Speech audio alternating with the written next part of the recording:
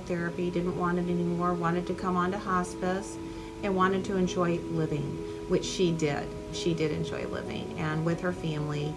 But she was in pain one day, and I went over there because we are the pain experts. We really study our medications as far as making you more comfortable. So I went over there, and she was on the couch where she usually stayed. They had a beautiful home in Bloomfield Hills. She was on this beautiful couch where she spent most of her time.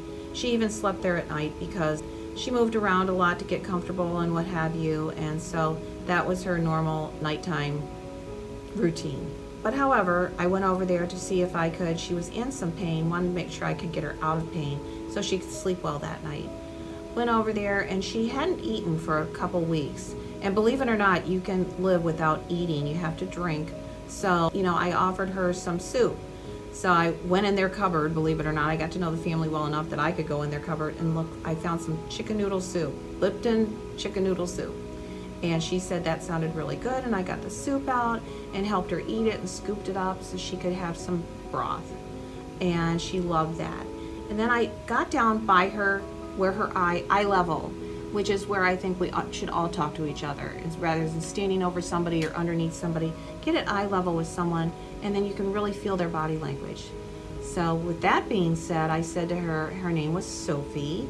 Her husband's name is George. And I said to Sophie, got right at eye level, I said, Sophie, what is it that I can do for you? How can I help you feel better today, or do you need something?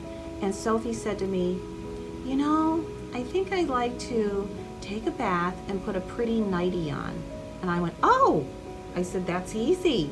So we went in the drawer and got a pretty nightie out for her, got her in the bathtub, bubble bath, by the way, gave her a little massage, and got her out of the bath, put her in the nightie, did her hair, kind of curled her hair, and I said, got down again, eye level, and I said, do you want me to do your nails?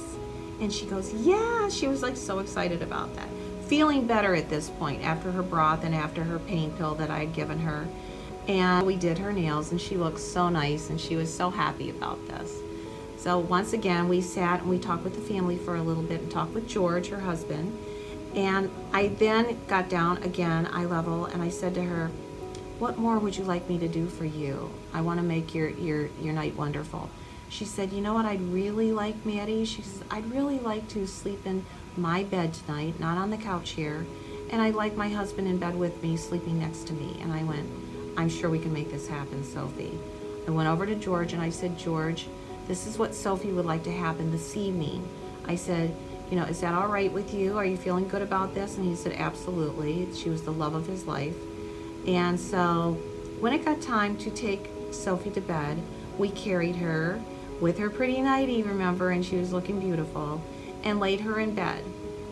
And then we arranged George. And we arranged George right next to her, right behind her, like a spooning. I'm sure you've heard that saying before. So, and that's about 10 o'clock at night at this point, and I left the house, said goodbye to the family, went home. About 6 o'clock the next morning, I got a phone call, and the phone call was from the daughter, and the daughter said, Maddie, I think Mom is no longer breathing. And so I went over there, and sure enough, Sophie had passed away in the arms of George. I just went, oh my God, because I think that was her wish. And we granted that wish for her. And it made life so much more enjoyable for her. And George was thrilled that she died in his arms, because that's the way they were. And this is what makes hospice. This is why, and my question is, why hospice? Why not hospice? Why not hospice? Look what we did. It makes me feel good about what we do. And this is why I love hospice as much as I do. So I hope you do too, and if you know of anyone that needs our help, please let us know. Let's just keep the world going like this, okay? I think the world needs more love, and this is how we give love in hospice with AdvisaCare.